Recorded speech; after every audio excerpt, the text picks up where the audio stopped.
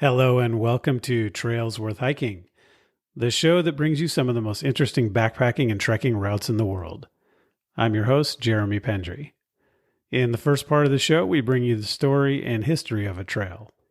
Then we tell you what it's like to hike the trail and how you can do it. On this episode, we travel a trail that covers over 90 miles and circumnavigates a massive volcano. But this is no easy stroll in the woods around the edge of a mountain. It's punishing up and down hiking through dense forest, alpine meadows, and even alongside glaciers, all within striking distance of Seattle. On this episode of Trails Worth Hiking, we travel the Wonderland Trail in Mount Rainier National Park in Washington State.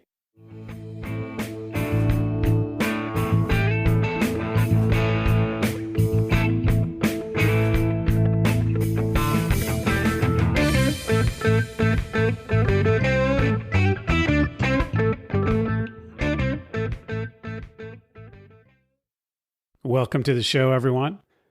Don't forget to reach out to me at trailsworthhiking@gmail.com if you have any suggestions for trails to cover on the show, or if the show inspired you to hike a trail and you actually went out and hiked it. If you have hiked a trail that the show inspired you to hike, you could be featured on our Walking the Walk segment. In that vein, let's talk about one listener who did hike a trail after hearing about it on the show. Listener Mimi Cortez of Southern California hiked the Manaslu Circuit and Sum Valley Trek in Nepal after hearing episode 15 about it. Mimi reports that she had quite an adventure. She stayed 5 weeks in Nepal, exploring as much as she could, which she says was actually a bit too long if she was honest about it. She hiked Manaslu and Sum Valley in 15 days for a total of 13 days on the trail, which is a pretty aggressive pace. She also did a small trek in the Gandaki province of Nepal for 4 days and 3 nights. She reports that the Manaslu Trail is changing a bit, and I may have talked about this on episode 15 about that hike, that there are roads being built into the area where the trail exists, and Mimi reports that there are more roads opening into towns. Also that there have been lots of landslides in the area that have caused changes in the way the trail is put together. So there you go. A listener who took an episode to heart, and one that's on the other side of the world to boot, and went and did the trek. So if you have also done a trek that you were inspired to do after hearing an episode on the show, tell me about it. Reach out to me, trailsworthhiking@gmail.com. And I'll try to feature you on this Walking the Walk segment. Thanks again to Mimi for telling me about her trip. All right. On this episode, listener Clay Ryan is going to be on the show. Clay lived in the Pacific Northwest for 25 years before recently moving back to Northern California, and was able to hike the Wonderland Trail shortly before he left the Pacific Northwest, and actually in 2019, just a few months before the pandemic. I'm excited to cover the Wonderland Trail. This is a hike I've wanted to do for a long time. Last year, my son and a friend of mine and I all entered the lottery for permits, and we didn't get one. So until I'm able to get a permit to do the hike, this is the next best thing for me. Before we get started, I want to remind you about Outdoor Herbivore, our sponsor for the show.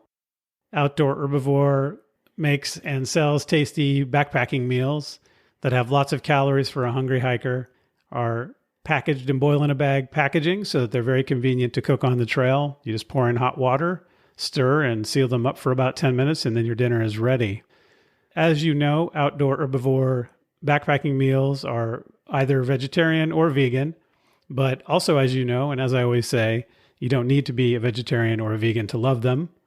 They are delicious meals made with high-quality ingredients. Outdoor Herbivore ships worldwide and also provides a discount code to Trails Worth Hiking listeners.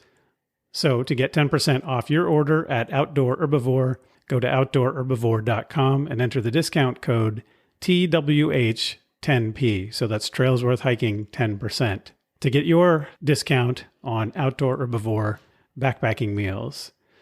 Outdoor Herbivore is a sponsor of the show, so please show them some support. They help keep the show going here, and it'd be great to give back a little to them as well. So thanks again to Kim and her team at Outdoor Herbivore for supporting the show. Outdoor Herbivore at outdoorherbivore.com. All right, let's talk about Mount Rainier. In episode 13 on the Three Sisters loop, we went into the history of the Cascade mountain range and a little bit of detail on stratovolcanoes. So if this is new to you, it might be a good idea to go back and listen to episode 13 to learn all about the Cascades and stratovolcanoes and the geology that we're talking about here. So I'm not going to repeat all of that information, and we'll jump right into talking about Mount Rainier itself. Mount Rainier is an active stratovolcano, which basically means a volcano that keeps erupting and creating new layers and building upon itself as after each eruption. So you have each strata, each layer based on each major eruption that forms the mountain, which is why you get these sort of classic big cone-shaped mountains that are stratovolcanoes. Mount Rainier is 59 miles or about 95 kilometers southeast of Seattle. It's the tallest mountain in Washington state and in the Cascade Range. Its prominence, meaning how much it sticks up from the landscape, is actually higher than even K2, which is the second highest mountain in the world. So if you've ever been to Seattle, you know this, but it has an enormous impact on the skyline and the horizon of the area. It is such a big mountain that really sticks out of the landscape. Also, Mount Rainier has 26 glaciers on it. It's the most glaciated peak in the lower 48 states. And it has 2 volcanic craters on its summit. One really interesting thing about the summit is that although it is covered with ice and snow, because there is heat coming up through the fumaroles of the volcano, there is melting that occurs under the ice cap, which creates caves. And scientists have explored those caves. And the ice caves on the summit of Mount Rainier are really an interesting feature that just creates this really bizarre, luminous, arched ceiling situation with lakes underneath and heat and ice and just a whole interesting contrast of natural phenomena that you can only find inside a glacier atop a volcano that is still essentially active. And there's really a whole cave network that's been found under there, although it's obviously changing as the climate changes and is an ever-developing situation. So as I mentioned, the prominence of Mount Rainier is something that's really, I won't say unique. A lot of big volcanoes are like that, and we've seen pictures of them probably from other parts of the world, like Mount Fuji or Cotopaxi or other places like that. But this is one of those kinds of volcanoes that really dominates the landscape. We have friends that live in Seattle, and although they don't live in this home anymore, in the last home they lived in, you could, on a clear day, have a striking view of Mount Rainier just from their living room. And I've also been on streets of Seattle or neighboring cities, and just walking down the street, looking at the end of the block, seeing this massive volcano imposed upon the landscape and the horizon. So it really is a dominant feature in the Seattle area. Not only that, it has a high probability of erupting again, and maybe in the not too distant future. One of the things that happens with Mount Rainier is because of all the glaciers, it can, with an eruption or with heating up, put off these things called lahars, which are volcanic mud flows caused by essentially quickly melting glaciers as the mountain heats up. And so that can be a major problem in addition to lava eruptions, is also these lahars that create mud flows that can destroy the landscape. For example, today there are 150,000 people living in modern cities that are on top of previous Mount Rainier lahars. So if that were to happen again, it could be a serious problem. The last major eruption of the mountain was about 1,000 years ago, And there have been minor eruptions as recently as 1854, and some say even more recently than that. Overall, it's considered one of the most dangerous volcanoes in the world due to its proximity to a large population. And if you listen to episode 13, you know it's along the Pacific Ring of Fire. You don't have to look further than Mount St. Helens to be reminded of how dangerous these volcanoes in the Cascades can be. In 1980, Mount St. Helens had a major eruption that was catastrophic for that area. Although luckily Mount St. Helens itself is in a less populated area than Mount Rainier. Native peoples have lived in the Mount Rainier area for at least 8,500 years. The descendants of the original inhabitants are still in the area, and that would be the Nisqually, the Puyallup, the Yakima, and Cowits, among other peoples. The Puyallup people had several names for the mountain, but one of those names was Tacoma. And there are lots of theories about what that name means, but it's obviously an interesting name because it's also the name of the other major city in the Seattle area. Tacoma is the large city just south of Seattle. The current name, Mount Rainier, was given to the mountain by George Vancouver. If you want to learn about George Vancouver, listen to episode 19 about the West Coast Trail. In May 1792, Vancouver was the first European to see the mountain. The name he gave to Mount Rainier honors Rear Admiral Peter Rainier, who was a friend of his. Peter Rainier served for the British in the American Revolutionary War and in the Napoleonic Wars, among other things. Today, lots of people climb to the summit of Mount Rainier. There are 8,000 to 13,000 attempts per year to get to the summit. 50% of those are successful, so a pretty high rate of people having to turn back and try another day. Often due to weather, because Mount Rainier is not terribly far from the coast and is such a big mountain, there's quite a good chance of weather events on the mountain. There are a few climbing deaths each year on Mount Rainier. Climbers, though, I think, know the risk of what they're doing, and although they don't expect to get hurt or die, I do think most climbers understand that as a possibility. Hikers like me, who hike trails, rather than doing sort of, really adventurous cross-country trips all the time, I think are less concerned about that. But I do think that hikers like me should be aware of the risk of what we're doing. For a moment, I'm going to talk about hiking solo, which is something I do quite a bit and really enjoy doing. And I've talked about on prior episodes. I think in the Pemi Loop episode, I talked with my guest on that episode about the benefits of hiking solo. In the last episode on the Ohlone Trail, I even did an entire episode about a solo hike I did.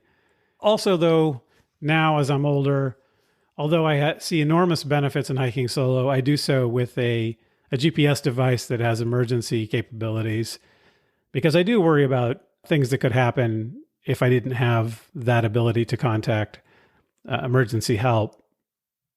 And so, although there are lots of benefits to hiking alone, such as the solitude, the ability to reflect, the heightened senses that you get when you're not distracted talking to other people, the ability to see wildlife when you're alone, I don't know what it is, but sort of the ability to really absorb what you're seeing.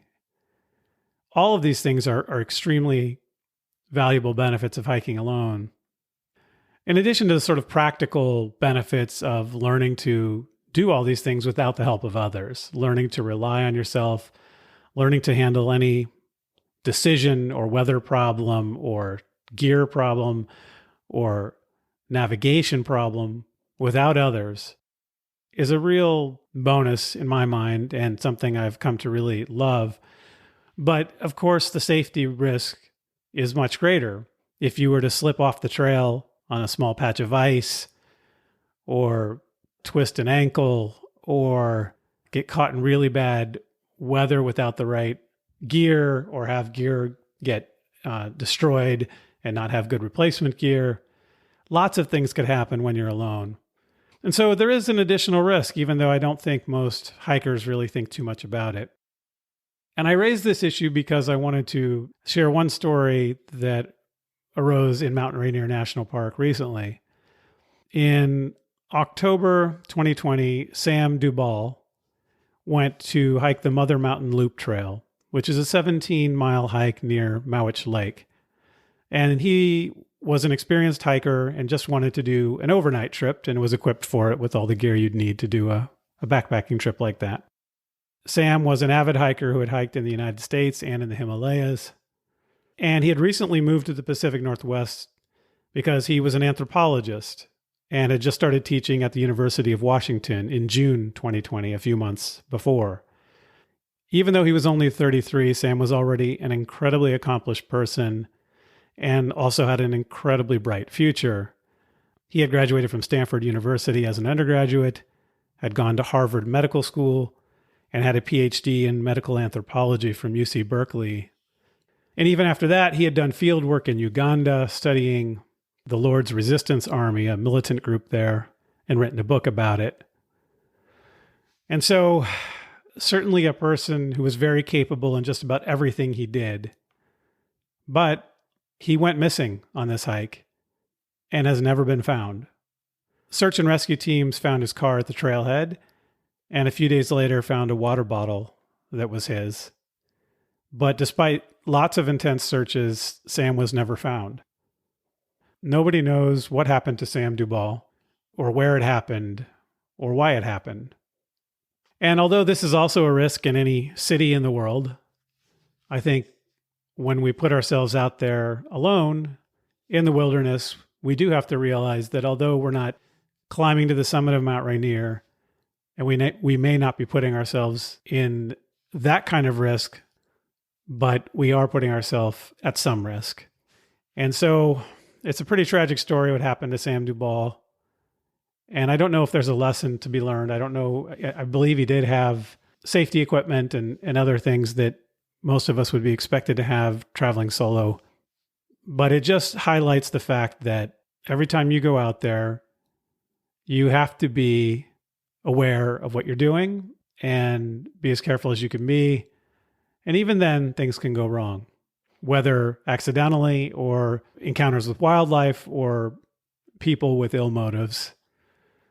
But in any event, there you have it. Mount Rainier, not just the mountain and climbing situations, but even in hiking situations, has claimed its fair share of lives. All right, on that note, let's switch back to something a little more cheery, and we'll keep Sam Dubal in our thoughts. So Mount Rainier was protected as the Pacific Forest Reserve in 1893, but then in 1899, President McKinley made it our 5th national park here in the United States.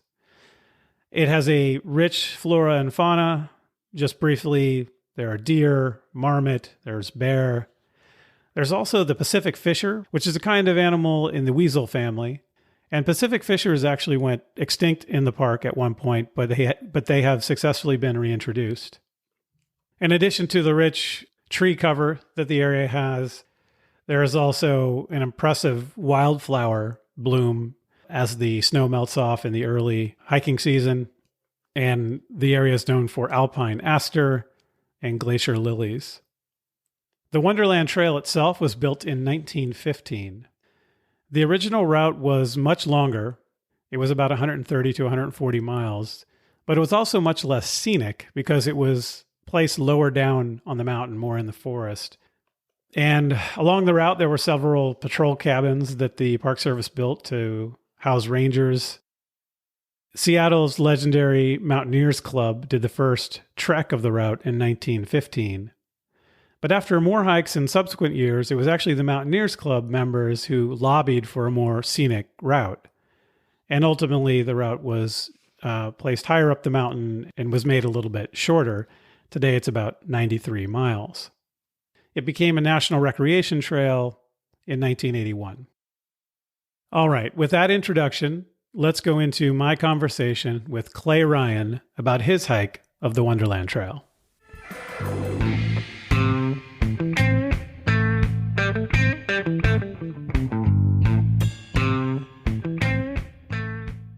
Clay Ryan, welcome to the show. Thanks for being here. Absolutely. I'm glad to be here. And I've been thoroughly enjoying your podcast. So thank you. Yeah. And thank you for being a listener. It's great to have a listener on as a guest. I've been doing more and more of that as I've had more and more listeners who are coming out of the woodwork and deciding that they really do want to share some of the hikes they've done, which is great.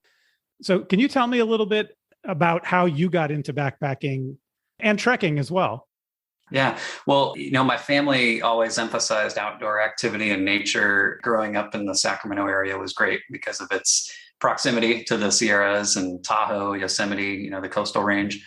But as a kid, I remember doing, probably more day hiking. And it's funny because the few overnight trips I do remember as a kid going into Desolation Wilderness or climbing Mount Whitney and camping a couple nights on the mountain. I also remember just having this archaic, heavy, uncomfortable gear and, being this skinny kid with this old school external frame pack digging into my bony hips with every step. So it's kind of amazing I embraced backpacking as much as I did later on. But, something must have stuck with me.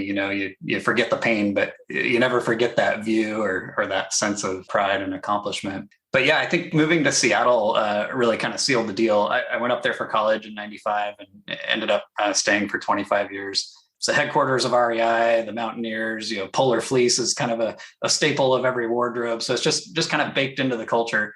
And it calls to you. I mean, on a clear day, you can see Mount Rainier to the south and Mount Baker to the north. You got the Olympic Range over to the west. Backpacking just kind of became my weekend warrior activity of choice with what felt like, just an endless system of trails and beautiful areas to explore. Yeah, the Pacific Northwest is definitely a mecca for that kind of activity. And I think you're right. It's really so close as part of it, right? Because you can really see Mount Rainier from the city of Seattle. And it really does feel like you're among those mountains, among the Cascades, among those big volcanoes, which is a really cool place to be. One of the things you said really struck me, which is that you used to do these hikes when you were younger with all this really heavy gear, and you're amazed that you kind of stuck with it or that you ended up loving it. And I think I've said this on a prior episode, but I'll say it again, which is that's how I think you've really found the thing you love is even when it's uncomfortable and kind of miserable because of the weight or bad weather or whatever it is. A lot of people have that first trip that maybe doesn't go the way they want, or the first few years they don't really know how to work the gear. And if you love it through all of that, you're in the right place. Yeah, absolutely. All right. You also have a blog, which I think is pretty cool, called Synaptic Mosaic. Can you talk a little bit about what that is?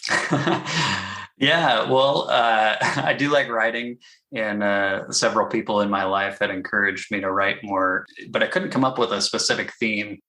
So then I thought, well, maybe that can be my theme. I have this sort of eclectic mix of interests and activities, from hiking and travel to driving around in a Model T to having a daughter who's a circus performer to enjoying the occasional cigar over some heady discussion of theology or politics, all the stuff you're supposed to talk about in polite company. But I think it suffered from maybe a lack of a through line. Plus, social media kind of supplanted, more traditional blogging, and my sporadic once every other year cadence of posting probably served as a way to just dump whatever random thoughts I had in my head out for the consumption of no one beyond my mom and maybe a few others.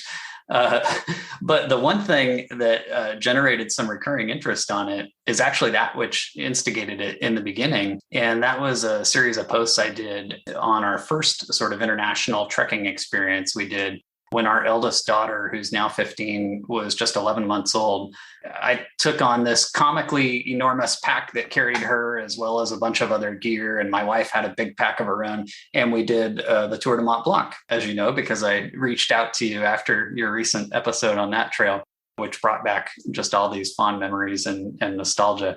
So on the trekking side, that was our first big adventure. I posted it, our trip journal and some pictures on my blog shortly thereafter. And I've been delighted over the last, 15 years now at the number of people who have reached out with interest in replicating that adventure with their own young children. And I've always been happy to, connect and provide whatever tips and advice they're seeking. So that's been great. Yeah, that's really neat that you were able to do that hike. I mean, I know how tough that hike is, as you know, and you were able to do it with a pretty small baby.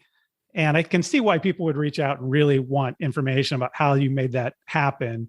And so that's great that you've created that resource. And even like you said, you probably didn't realize that you were creating this resource that would be there for so long on the internet, but It's strange how things develop on the internet. So that's great. How did you end up hiking the Wonderland Trail? Yeah, well, it was one of those bucket list things, but it really starts with Mount Rainier itself, which just had an almost magical draw for me ever since moving to Seattle. As I mentioned, you see it right there from the city, just this gorgeous, ever-present behemoth looming over the city. And I'd done 3 shorter backpacking trips within Mount Rainier National Park, or 4 if you include climbing the mountain itself, which involved camping, high up on the mountain for a couple nights. I got to do that in 2001. And so it just felt natural to cap it off by circling the Wonderland Trail, which, is just one of those epic Northwest trails you have to do. And as it turns out, this was late 2019 that I did the trail. We had this pandemic that would descend upon us just a few months later. And then a few months after that, I would take the opportunistic chance to make a permanent move back to NorCal. So I didn't know this at the time, but it would end up becoming a sort of bookend to my time living in the Pacific Northwest, which maybe I ascribe too much sentimental meaning to, but somehow that feels kind of special too. That is neat. And, it's not like you couldn't have hiked it once you moved back to Northern California. It is kind of a cool thing to do while you still live there, while it's still your home. Yeah, exactly. How did you go about planning the hike? Yeah, so I read one book beforehand. It's called Discovering the Wonders of the Wonderland Trail by Bette Philly. It's an older one. It was first published in 1992. And actually, I think in the foreword, the author says she actually wrote it in 1969, and it took that long to get it published. So it has been updated a few times over the years, but it still has a little bit of an old school vibe to it. So some of it you have to read with a grain of salt, like when she's recommend, carry that extra pair of shoes in addition to the heavy waterproof boots. And of course, the book itself, you want to make sure to bring that on the trail with you. Well, that's almost a whole pound by itself. But nonetheless, I liked the more old school read. It gave me a sense of what to expect from the topography of the trail itself, as well as a sense of history and connection to people who have been hiking this trail for decades before what we think of as maybe our more modern, lightweight, civilized gear. For maps, I studied all kinds of maps for it. The one I carried on the trail was the National Geographic Trails Illustrated map of Mount Rainier National Park. I think one of my hiking companions also carried the Green Trails maps, which I also love for all Northwest hiking. I actually wish they made more for California. They're 15-minute maps, I think, so maybe not quite as detailed as the 7.5-minute USGS topos, but I think more than adequate on an established trail where, you're not going to be doing any hardcore orienteering. So here's the toughest question I have for you is, how did you get a permit? Because I've tried to get a permit for this hike and I wasn't able to do it. Yeah, that's the $1 million question. Yeah, the permits can be famously hard to get. They do a lottery-based system to limit numbers. And this was actually our 3rd attempt. So we had some try and fail as well. They open up the permitting system for, I think, a 2-week window in March, and then they don't review applications until after that. So it's not like getting Hamilton tickets where it's whoever can refresh their browser the fastest. Anyone who submits within that window should have an equal chance. But I think it was partly luck and partly strategy. We each, my 2 hiking partners and I, submitted slightly different itineraries. And we were targeting a September trip, which is after peak season and probably after some of the most competitive dates. I will say flexibility is key. So the more accommodating you are on shifting your dates and campsites, the more options you have. They do also reserve, I think it's 30% of the permits for walk-ups the day before your trip begins. I don't think you could realistically rely on that for scheduling the whole trip, but it could be handy for making a modification, which we actually did on our trip so that we could incorporate the spray park variant. And I'll talk about that later on. But another strategy is look for the camps with the most tent sites. And it shows that on their website, as you might, better your chances to get the lottery on those. As an example, I think, one of the camps, Dick Creek, is, I think, the smallest. It only has 2 sites. So it might be more competitive and limiting if you choose that in your permit application as opposed to a larger one. Who did you hike with? Yeah, I did this with my friends, Paul and Dale. We've known each other since shortly after college, and I've been hiking with these 2 guys for years. I've done a backpacking trip with at least one, if not both of them, for probably each of the last 20 years. And we don't shy away from higher mileage days. I love backpacking with my wife as well. That was a shared interest for us early on. But I saved some of those, higher mileage days to reserve with these friends that are into that, which is maybe a more recent evolution in my hiking style. It's not a high priority for me to make it to camp at 3 o'clock and have several hours to sit around. I don't mind that, but I also don't mind hiking throughout the daylight hours and just walking all day. And our compatibility with the three of us is really good in that regard. One wild card, though, was after we'd already scored permits, right about 3 months before the trip, I broke my leg playing soccer. And I was determined not to let that get in the way. These permits were hard to get. So I just kind of became a man possessed in terms of rehabbing to recover and get ready. Very disciplined about physical therapy, up to my pain threshold every day. So if my friends had any misgivings about me keeping up, they kept it to themselves. And I think we ended up fortunately well matched on pace. I was able to recover enough to kind of keep up. The only exception being maybe the last day and a half when I really slowed down on the downhills was actually the knee of my good leg that started bothering me, probably from overcompensating and favoring the bad leg. But I'd catch up on the uphills and ultimately it worked out. I did use trekking poles and this comical thigh-high compression sock that was very sexy and was generally able to keep pace with them. So. Yeah, that's brutal that you broke your leg 3 months before. Okay, I'm trying to think of, there are lots of injuries that there's no way you'd be back in 3 months. Like if you had torn an ACL or if you had an Achilles or something like that. But I guess a bone actually heals fairly quickly. But that's still surprising to me that you were able to do it 3 months later. Yeah, it's maybe a little bit of an asterisk. It was a compound tib fib, so clean separation of both bones in my lower leg. But the irony is that with a lesser break, it actually might not have been possible. But with that type of break nowadays, they just go straight to putting a metal rod down the length of your tibia or shin bone.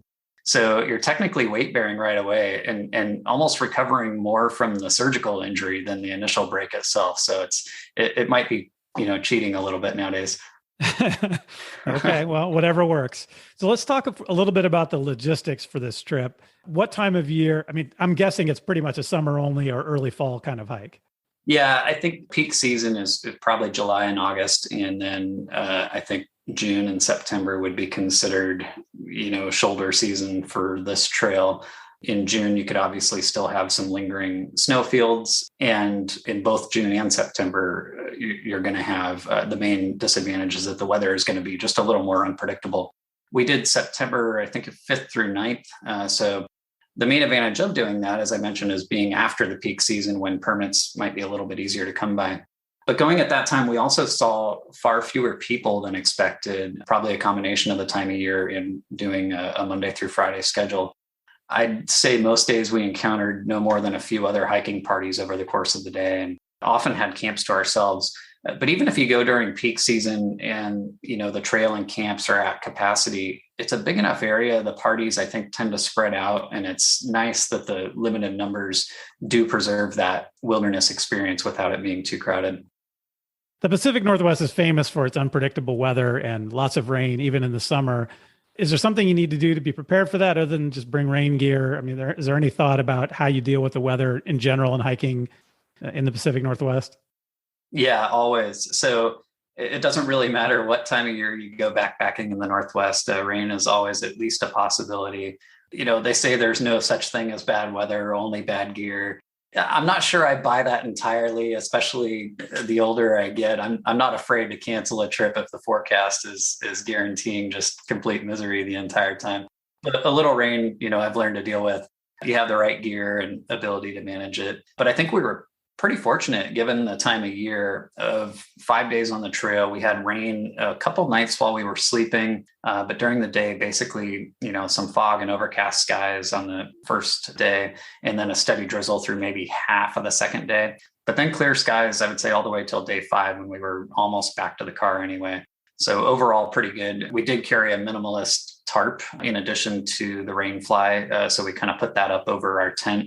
And that helped us keep the tent and rain fly together dry when we packed them up each morning. And so you just mentioned that you did this hike in 5 days. Now, this is a 93-mile hike, which is 150 kilometers. And there was a time when I would have done paces like that. I think my friend Tony and I did the John Muir Trail at a pace kind of like that, mileage per day. But that's pretty big mileage per day.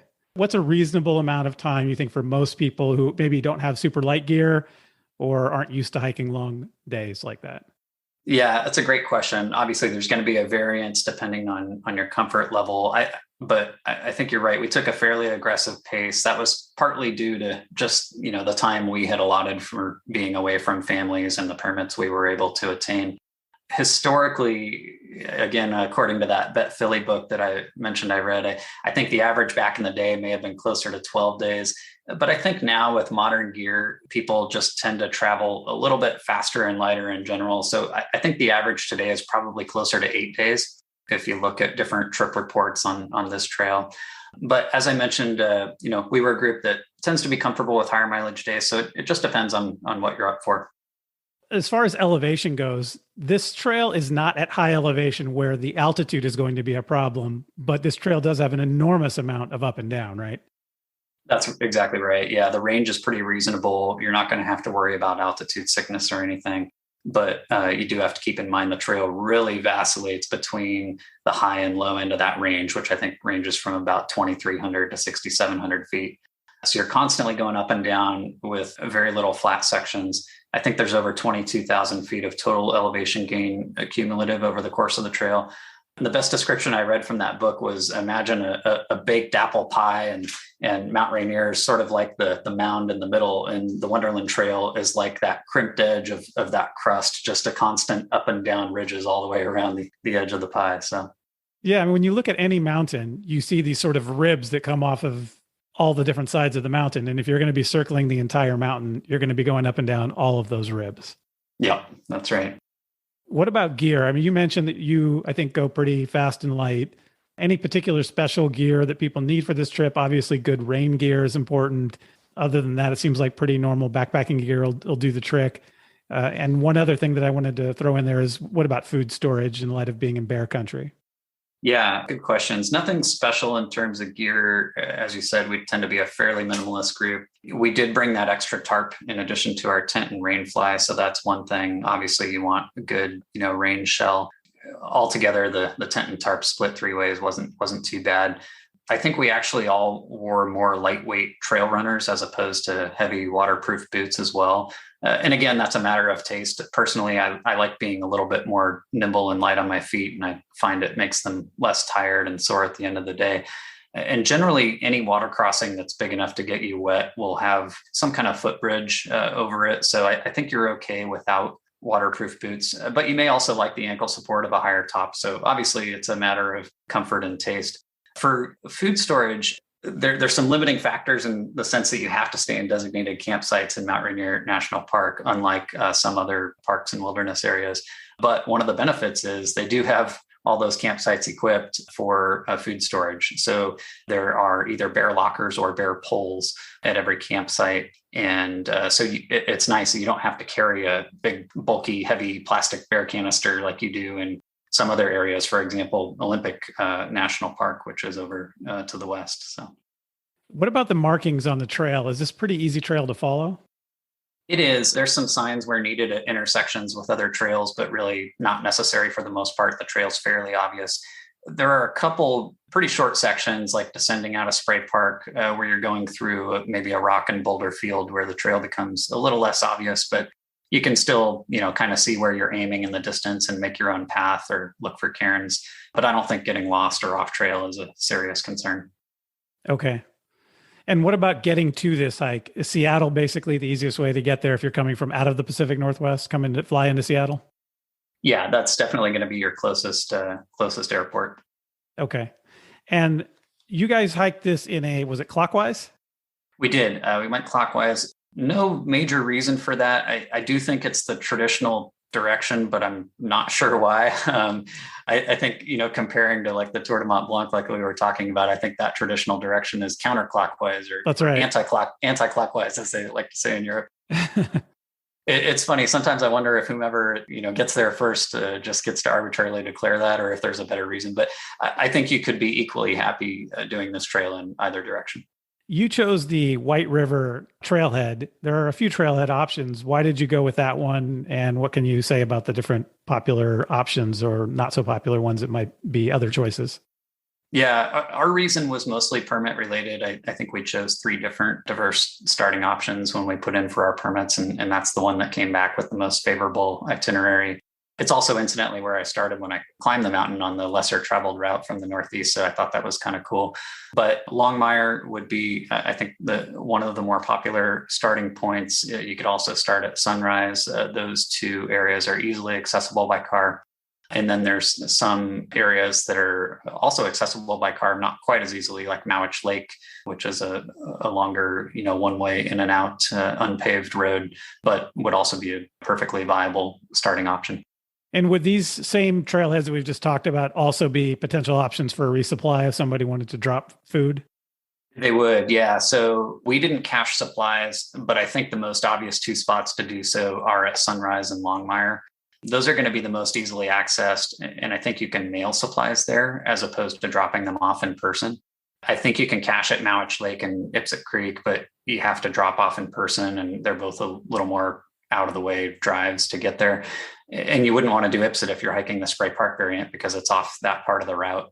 So those are a couple additional options on the west. More on the southeast side, there's Ohanapakash. It's easily accessed by car, but it's not on the trail. So to pick up your cache there, you'd have to take a detour side hike of 4 to 5 miles or hitchhike a ways back on the Stevens Canyon Road. And really there, you're not that far from Longmire anyway at that point. So I'm not sure it's worth it. So I would stick with either Sunrise or Longmire. You could do both, which might make sense if you were starting your trip from Mowich and then pick up 2 caches. And that would kind of break things up into thirds, not necessarily equal thirds, but decently close. And for accommodations the night before the trip, there doesn't seem to be a lot really close to Mount Rainier National Park, but there is camping that you could use in the park.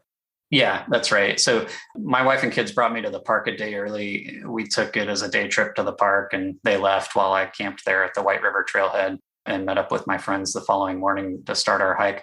The benefit of doing that, and the reason I came a day early, was to go to the ranger station that day before. And I alluded to this earlier, which they let you do that within 1 day of the start of your hike to make any available modifications to your trip based on the availability of remaining walk-up permits. So I took advantage of that because we wanted to do the Spray Park variant of the trail, which our original permitted itinerary didn't allow for due to a campsite on the other route. So I was able to get that night's campsite changed to another that would work.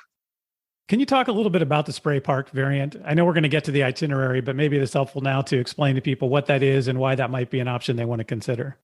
Yeah, absolutely. It's so if you're going clockwise, like I did, the trail splits right at Mowich Lake, and you can either go north around Mowich Lake, and then it drops down on the far side of a ridge called Mother Mountain and takes you over to Ipsit Creek, or you can turn right at that junction, and that keeps you higher and inward closer to Mount Rainier, and that goes through Spray Park. And I think it's a very popular variant. It's, I think, a few tenths of a mile shorter, but a lot more climbing. You're going up pretty high there, and it's just a great terrain. You're in these high alpine, subalpine meadows and glacial fields. And great place to see wildlife, great place to see, lots of just water runoff off the mountain. So it's a nice variation. That's a good segue to my next question, which is, can you talk a little bit about what this area looks like for people maybe who haven't been to the Cascades in the Pacific Northwest, who think about doing this trail? What are they going to see when they get there? The terrain is just magical. It's almost hard to describe, partly because you're in such diverse terrain at different points. I mean, you go from lowland, old growth forest to transition zones right at tree line to these subalpine meadows, and then to hiking out along a high glacial moraine. And then you drop down to cross a river below the toe of a glacier, and then you climb up and do it all over again. So you don't get bored. The scenery is constantly changing. You're going through these different topographical zones, and it's all beautiful. And then, of course, looming over it all is, the granddaddy of the Cascades itself, Mount Rainier, which personally I never get tired of looking at. And you get to see it from just about every angle. So even, the mountain itself is sort of ever changing in view. From the Wonderland Trail itself, can you see some of the other big peaks in the range? Yeah, there are lots of other surrounding peaks, and that's partly why I liked having a more general map of the whole national park, because it's a well-established trail and didn't feel the need to carry a super detailed zoomed in one. Because then I can look at the map and identify some of those neighboring features and be like, oh yeah, there's Shriner Peak and there's the Tatoosh Range and some of these other subsidiary peaks and nearby features. The rivers, likewise, are kind of raging out of the toe of the glaciers, like I mentioned. They often have a silty or cloudy look to them if they're direct glacial runoff, and you'll see them flowing through some rocky, almost moonscape, or sometimes coming down through a high grassy subalpine meadow. At Indian Bar, you really get a good sense of that. And then, of course, you'll pass by a number of nice lakes and waterfalls as well. Narada Falls is one that's a short detour off the path. I think that's well worth it. And then there's just some one-of-a-kind features that maybe defy categorization, like Box Canyon. It's just this impossibly narrow and deep gorge, 180 feet, I think, carved by a tributary of the Cowlitz River. So in addition to the mountain itself, yeah, there's a lot of other kind of neighboring nearby features to pay attention to. All right. Maybe it makes sense now to talk a little bit about the itinerary that you guys did for your hike, keeping in mind that some people might want to do a little bit less aggressive version of it. So day one, you're starting at White River, and what's your destination for day one?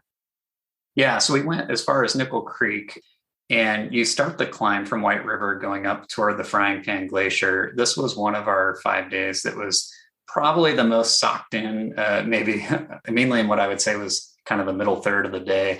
I don't think we got rain, but an increasingly dense kind of mist or fog as we climbed, which is kind of a shame because you cross the highest point in the trail on that section, which is Panhandle Gap, which is also one of the closest points of the trail to the mountain itself. So, it compromised our views a little bit. It was gorgeous still, the surrounding terrain we were on, but we couldn't really look out to get the big view of the mountain itself. So I wouldn't mind going back to hit that section again, potentially as just a day hike. But near that Panhandle Gap, you're going to cross 2 camps. One is Summerland and one is Indian Bar a few miles after. We stopped at both just for kind of a quick snack break, but I would recommend, if you can, stay at one of these camps. They're great ones to target. One thing I might not have mentioned, most of the camps on the Wonderland Trail are really tucked down in the trees. They're kind of kept a safe distance from the water. And of course, they do that to minimize the impact, but you don't get much of a view from the camps themselves. I would say these 2 are probably the biggest exceptions to that rule. Summerland is a little higher. You're kind of perched up in a rocky moraine field in an area where, the glacier probably retreated relatively recently. And then Indian Bar, you're more in one of those subalpine meadows or valleys where you're watching the Ohanapikosh River come right out of that glacier and flow right through camp. Both of those camps also have shelters, which I think are 2 of maybe the 5 around the trail. Those are pretty minimalist, just 3 walls and a roof, totally open on one side. There are people that sleep in them, but I'm not sure how that works, to be honest. I don't think you can reserve them. I think it's just first come, first serve. So certainly not anything you'd want to rely on, but it could be a nice respite for a snack break if you happen to pass by there when it's raining or something. Yeah, or if you're camped there and it's raining, it gives you a nice place to cook dinner before you go crawl back into your tent. Yep, absolutely. You guys went to Nickel Creek day one, which was 17.8 miles, about 28.5 kilometers. Day 2, you went from Nickel Creek to Devil's Dream. Yeah. And if I were absolutely forced to pick a least favorite section, this might be it. But remember, that's relative to an otherwise spectacular trail. So taken in isolation, it was still a great hike. I think part of it is you're paralleling and crossing several times the Stevens Canyon Road that goes in toward Paradise and Longmire in this section.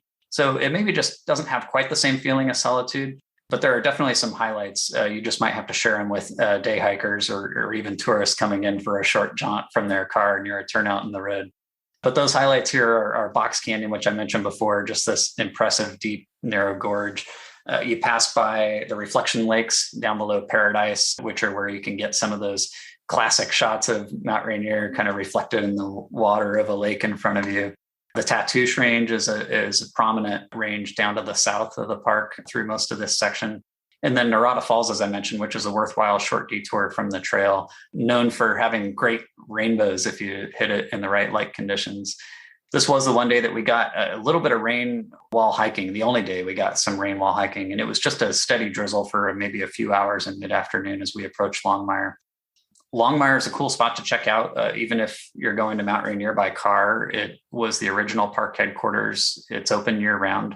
And there are a few different buildings and interesting history to check out. For the most part, we just passed through, but we did duck into the ranger station. And I cheated on my no connection to the outside world rule ever so briefly so I could connect to their Wi-Fi and just send a quick text to my wife to let her know we'd made it that far at that point in time. But then we ended the day after Longmire. You climb up and over Rampart Ridge. You cross over perpendicular to another trail on that ridge, which I'd actually like to go back and day hike someday. It goes out to Van Trump Park, which I've heard is amazing. So one of the benefits if you do a longer trip on this trail with maybe shorter mileage days is it might afford more opportunity for some of those longer side trips. But we continued on past Pyramid Creek and up to Devil's Dream, both, nice enough camps, but I'd say fairly nondescript. So I would say checking in with your wife is a safety check. There's nothing wrong with that. That's right. Day 2 was about 20 miles and almost 32 kilometers. Day 3 is Devil's Dream to, I'm going to say this wrong, North Puyallup River. Is that wrong? Yeah, it's actually pronounced Puyallup, and anyone outside the Northwest always has trouble with that. So okay. you're in good company. All right. Yeah, so this was our shortest day. It surprised me at how much I enjoyed it. And it was nice that it was shorter because it started to get a lot bigger climbs and descents than we'd had up to that point. Not far after Devil's Dream, you pass this meadowy area called Indian Henry's Hunting Ground, which is very scenic, has great views of the mountain. There's a little patrol cabin that you pass by there. And then you climb up and spend some time just really high up on this glacial moraine on, I think it's called Emerald Ridge. And you're just looking straight at the Tahoma Glacier, which is one of the bigger glaciers on the mountain. You're kind of exposed up above tree line here. So I remember, I think this is the first place where I broke out the sunscreen. I started to feel the effects of no shade for a sustained while up there. And I remember it being another one of those areas, the first being near Panhandle Gap, where it's a bit like a desolate Martianscape almost, with the leftover rocks and reddish earth from the glacial retreat. So then you do a steep descent down before crossing one of the outflows at the toe of that glacier, the South Puyallup River. And this is the first of a couple big suspension bridges. So it's kind of a cool crossing. And so that's maybe something to be aware of. These are bridges that if you have issues with heights or, bridges that kind of sway when you're walking across them, just something to be aware of. I think they're engineered pretty well, so I wouldn't be too concerned. And then another big up and down through some more meadows and then down to the North Puyallup camp. I remember there being kind of a cool, unexpected waterfall right before you cross over into this camp where the water's just going into this kind of little gorge or hole below you. And there's another trail into this camp from the end of a little known and lesser traveled road called the West Side Road. And I remember there being one other party there that had come in from the short hike from that trailhead. And so that day was about 13.3 miles and 21.5 kilometers. All right. And so the next day you're starting at Puyallup River. How'd I do? Yep. You did great. All right. To Cataract Valley, which is about 21 miles. There were 34 kilometers. What can you say about day 4? Yeah. So from shortest day to the longest, but you kind of don't notice the pain. Probably because A, the trail's conditioned you to itself at this point, and B, because the scenic payoff is really rewarding you with every step at this point. You kind of continue with some of the same up and down as the day before, crossing more of those subalpine meadows. Another one with a little patrol cabin by it at Golden Lakes, which would be another nice camp to stay at. Then you drop down to one of the lower points in the trail, crossing the South Mowich drainage. And then you climb right back up again a couple thousand feet to Mowich Lake itself. And this is where we talked about where the trail splits and you have that option to either go north on the more traditional or official Wonderland Trail route or turn off to the Spray Park route, which we did. So you stay higher and closer to the mountain on that Spray Park variant. And this whole stretch is just almost beyond description. I mean, the angle on Rainier from here is some of the best on the trail, especially if you hit it in the glow of that late afternoon sun like we did. And I just remember having to, stop every few steps for a picture because, this angle is just slightly different than the last. And, they're all amazing. Again, it's mostly subalpine meadows and you're staring right at a feature of the mountain called the Willis Wall. which is just this sheer cliff on Rainier itself. That's a remnant of the collapse of part of Mount Rainier from one of its major eruptions, however many eons ago. There's a couple of waterfalls up here. You're likely to see marmots and have pretty good chance of seeing a bear. This was one of the 3 areas that we saw one, just kind of feeding on the berries in the early evening. And then you cap out of Spray Park at this high rocky pass, and then it's rocky descent for a bit. And as I mentioned, the one spot on the whole trail where I'd say you have to have just a little bit more careful footing and watch for cairns to keep you on track. And by the time you get to Cataract Valley, you're back down in the trees and feeling a bit more sheltered down below tree line once again. Okay. And then your last day, day 5, Cataract Valley, and then back to White River was 18.5 miles and almost 30 kilometers. What was that part of the trail like? Yeah, I mean, so first of all, you feel like after the last 2 days, you're moving a little faster again. If you look at a map of the trail and sort of imagine it like positions around a clock face, those last 2 days took us basically from like the 7 o'clock position to the 10 o'clock position around the map, maybe close to 11 o'clock. So that quarter of the trip took 2 full days, whereas the other 3 quarters were closer to a day each. So that elevation gain and loss on the western side of the mountain really takes some time. But this last day was another spectacular day. We started out crossing the Carbon River right below the terminus of that glacier. And this is the second and other big memorable suspension bridge, even bigger than the first one I described over the Puyallup. I should mention there's another optional variant that some people do here where you can turn north further away from the mountain and do the Northern Loop Trail. This trail would actually add about 5 miles to your trip. I think it's a little over 16 miles before it reconnects with the Wonderland versus about 11 and change if you stay on the Wonderland proper.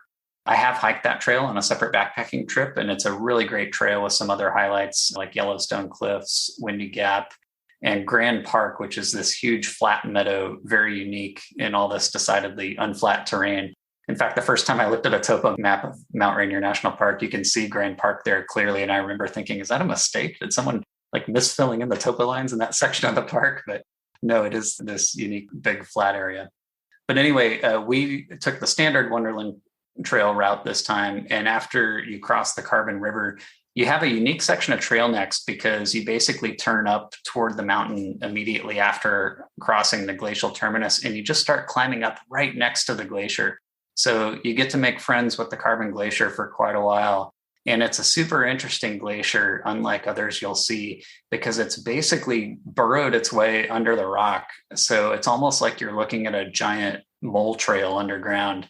And I think it also has some distinctions of being one of the longest and I believe the lowest elevation glaciers in the lower 48. Its terminus reaches down close to 3,500 feet, which is, pretty low for a glacier unless you're up in Alaska or something. So super interesting. You do start to feel the climb here. But once you leave the side of the glacier, another highlight immediately after that is this section along Moraine Creek as you're approaching Mystic, which is one of the exceptions to the constant up and down roll. I can't remember how long it is, maybe a couple miles, but for a while you're just taking a pleasant and very gently ascending stroll through this meadowy valley while you're aimed straight at Mount Rainier the whole time. And the lighting just seems idyllic as you're sheltered between these 2 ridges. So it's another one of those spots where you're like, did I get that picture? Well, it might be slightly different from the one I took 30 seconds ago. So I better snap another just in case. So after passing Mystic Lake, you go down and up around the Winthrop Glacier and then climb up to Skyscraper Pass, another fantastic sort of mountain right in your face type of view. And from here all the way back to Sunrise, you're probably going to encounter day hikers. Sunrise itself is really nice. You don't have to go by the visitor center itself unless you want to. The trail actually bypasses it slightly. But I've always thought Sunrise is possibly the most scenic place you can get to by car, at least in Washington State. So definitely a worthwhile visit in its own right. And then it's just a straightforward descent from there back down to White River and back to the car. So you talked about Summerland and Indian Bar as possible other campsites to consider if you're doing a trip that took more days. Are there other campsites that you think might be worth considering? Yeah, in addition to those 2, I'd say, which are on the east side, a couple on the west side, I think would be Golden Lakes and Clapatchie Park would be a little more interesting. They're a little higher up in the meadows and not necessarily as tucked down in the river drainages as we were at the North Puyallup. Dick Creek is another good one. It has good scenic value by the Carbon Glacier. But as I mentioned earlier, I think there are only 2 sites there, so it's probably going to be more competitive on the permits. And then lastly, I would say Mystic. I have stayed there when I did that Northern Loop, a separate backpacking trip. And the campsites themselves are tucked away in the trees, but it's a really short walk up to Mystic Lake, which is just beautiful in the still of the morning with great views of the mountain and some potential postcard reflection shots. What about side trips? I know it's hard on a big loop hike like this to even consider it because you're feeling like you're taking mileage away from your day in some respects, but are there some side trips that are really worth doing? Yeah, again, if we were doing a bit longer itinerary with maybe shorter mileage days, there's probably some I would have done. But Narada Falls, which we did do, is a no-brainer. I think it's less than a quarter mile off the trail and well worth it. I would like to take that Rampart Ridge trail out to Van Trump Park. That's 2.5 miles one way, so a bit longer. And that's down in the Longmire area. And then on that southern side of the trail where I mentioned you're kind of paralleling the highway, it could be worthwhile to get off the beaten path and take the side trips to Snow and Bench Lakes and to Pinnacle Peak. Those are both a little over a mile one way and supposed to be good. And then lastly, on the off chance that you do the Northern Loop variation, there's a great spur trail. I think it's 0.8 of a mile off to Natural Bridge, which is this impressive large natural archer bridge, which I have done and highly recommend.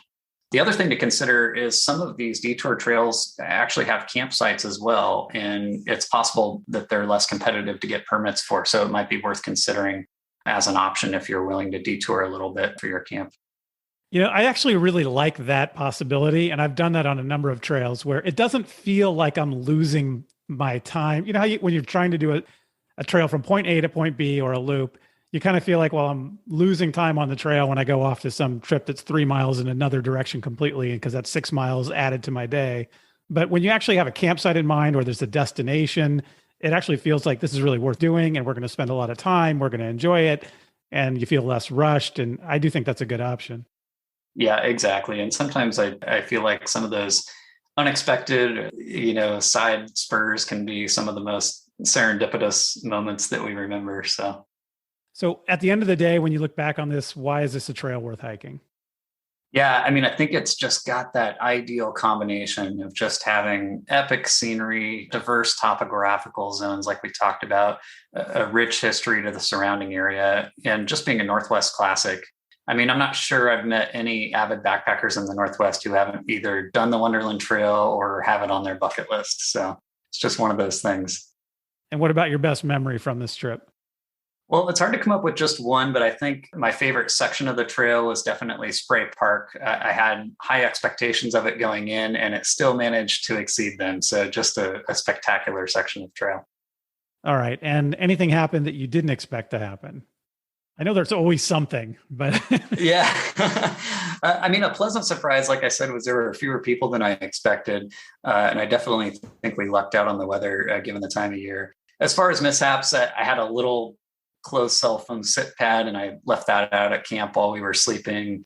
And the next morning I came out of the tent to this mess of tiny blue bits of foam all over camp as a mouse or something just went to town chewing it to shreds. So I picked up all I could and packed it up in my garbage. But all in all, pretty minor on the scale of potential mishaps. So I can't complain. When you look back on this trip, is there something that you really love the most about it or that really sticks out in your mind? Yeah, I loved every moment of the trip. But what's great is there's also these lingering things that don't go away even after it's over that feel good. Like one of those for me is certainly the sense of accomplishment after, doubling down on my readiness and conditioning while rehabbing from a broken leg. But also, like I said, just having the trip, unbeknownst at the time, become a sort of bookend experience to my time living in the Northwest. And to do that at Mount Rainier, which I've somehow always felt some special connection to, it almost gives it a spiritual component in a way, but I'll try and avoid getting too mystical on you. I know what you mean. Thanks for telling us about your hike. Before you go, while I have you though, I've got a few more questions. What's one hike or trip that you've done besides this one that others should not miss out on? Well, sticking with the Northwest theme for now, I'd say the Enchantments. Some people might think that's a little cliche, but it's pretty hard to argue with. It's in the central Washington Cascades, part of the Alpine Lakes Wilderness area. And it's just this amazing string of lakes in a high granite basin right in the shadow of the Stewart Range. Outside of the Wonderland Trail, it's the only other really competitive permit spot in Washington, as they really do limit the numbers. I've been able to do it twice, and both times gotten lucky by hitting the ranger station in Leavenworth the morning of and scoring a walk-up permit upgrade to be able to camp in the upper basin, which is really the premium spot you want to be. And it's just a great experience. You can find similar areas in the Sierra High Country, but for Washington, it's pretty unique. All right, you have to tell people what Leavenworth looks like. Yeah, Leavenworth is the closest town to that trail I just mentioned, the Enchantments, and it's in central Washington, and it's this Bavarian themed village. And so when you walk through it, it's just like entering this other little Bavarian fairy tale world. And every business there has kind of embraced this theme, and they have, all the sort of Bavarian themed balusters and roof lines to their buildings and shops. So it's pretty cool. So I heard that the person who designed Leavenworth is the same person who designed Solvang in California, which is like a little Dutch version of the same thing. I don't know if you've seen Solvang. It's in Santa Barbara County, kind of in the, the northern part of Santa Barbara County, a little bit north of Santa Barbara. And it's almost a similar experience where the whole town has this sort of feel, but it's not German, it's Dutch. And I think the same guy designed them. Oh, interesting. Yeah, I wasn't aware of that. I think, a lot of people in Washington can maybe deride it a little bit as a tourist trap of sorts. But for me, I actually like it. I think it's this, cute little stop on the highway that's in this great setting. You're right there in the heart of the Cascades. So it's kind of fun. What is the next trip on your list? Well, I'm currently tackling the Tahoe Rim Trail. It's a similar loop trail that circumnavigates the Tahoe Basin. But rather than doing it in one shot, I think it's 170 miles. I've broken that one into 4 3-day sections, and I'm doing that with my brother. We did the first section last fall and are planning to do the remaining 3 sections this year. Besides that, I've still got a mile-long list, and you've added to it, by the way, through this podcast. The Benson Lakes Loop is definitely on my short list after hearing about that. I'm also planning to do a big loop in the Hetch Hetchy region. I kind of love those sort of lesser-traveled corners of Yosemite. Yeah, me too. As you can tell from the Benson Lake Loop, it is one of those lesser-traveled corners. And the Tahoe Rim Trail is a fantastic trail. I did that trail a long time ago now, 2009, and really, really enjoyed it. So I hope you are able to complete that like you want to. What's the worst weather you've ever experienced while outdoors, and how did you handle it? Yeah, well, if you're a backpacker in the Northwest, like we talked about, having a total rainout or two is almost a rite of passage.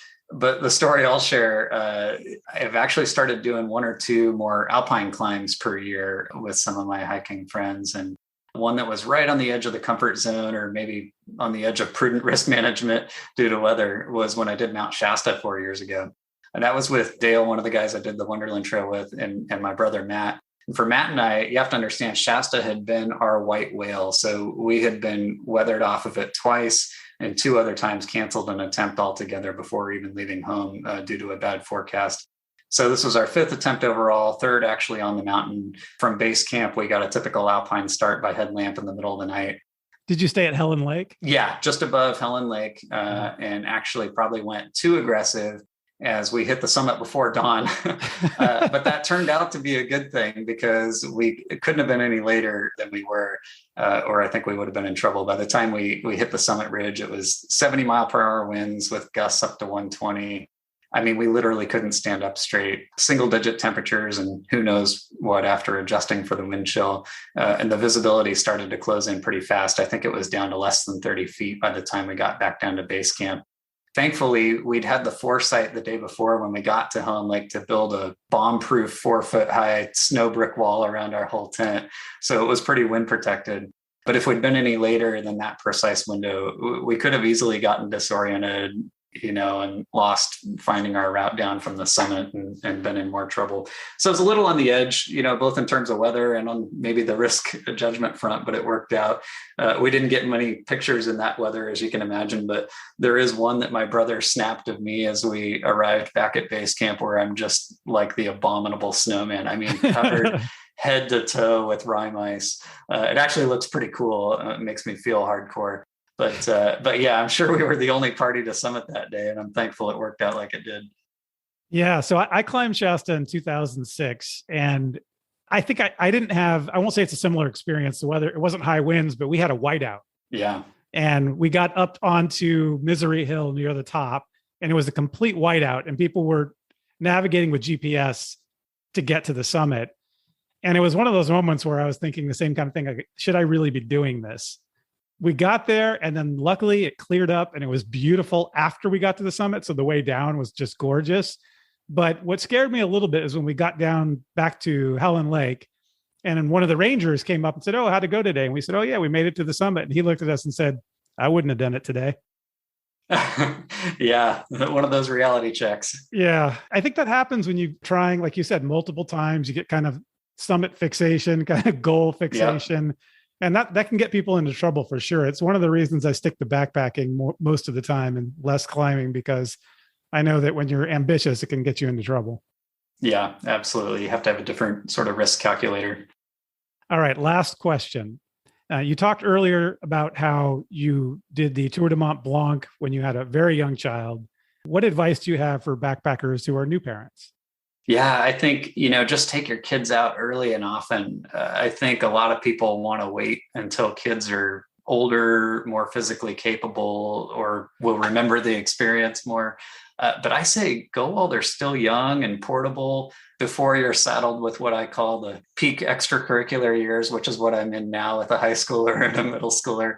But I just think, with babies especially, they just want to be with you. So find a way to integrate them into whatever you're doing, whatever you love, and it'll be life-giving to them. And I'd like to think formative on some subconscious level, even if, like my daughter on the TMB, they'll be, too young to remember it in the conscious sense.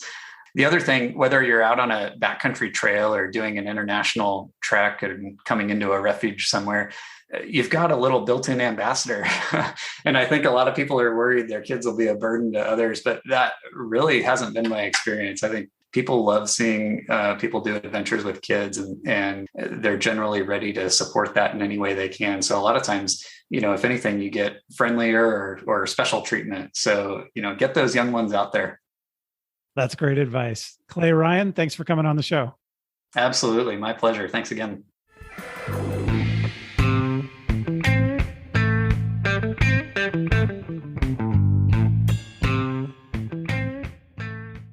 Thanks again to Clay Ryan.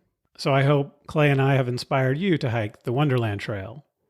And if you enjoyed this episode, tell a friend about it. Or better yet, give us a good review on whichever podcast service you use. And keep in mind that this podcast is entertainment and meant to spark your interest. If you decide to hike the trail, do your own research. Like anything else worth doing, outdoor adventure has risk, as I've talked about on this episode. So when you go, pack your common sense. And when you get back, tell me how it went. Let's talk about our next episode. Next time on Trails Worth Hiking, we hike back in time. Almost quite literally. At the start of the hike, we'll be alongside rock that is a few 100 million years old. But then we'll descend through varied layers of color and types of rock, down and down until we reach bedrock that is almost 2 billion years old, where we find the majestic Colorado River. There we'll spend the night in a beautiful cottonwood grove along a creek feeding into the Colorado, before ascending the canyon over the next 2 days. Yes, you guessed it. Next time on Trails Worth Hiking, we go to the Grand Canyon in Arizona. If you have any questions or feedback on this episode, or ideas for future episodes, including if you want to be a guest and talk about a trail that you've hiked, reach out to me at trailsworthhiking@gmail.com. So start planning your next hike, and before you know it, you'll be on the trail. Thanks for listening.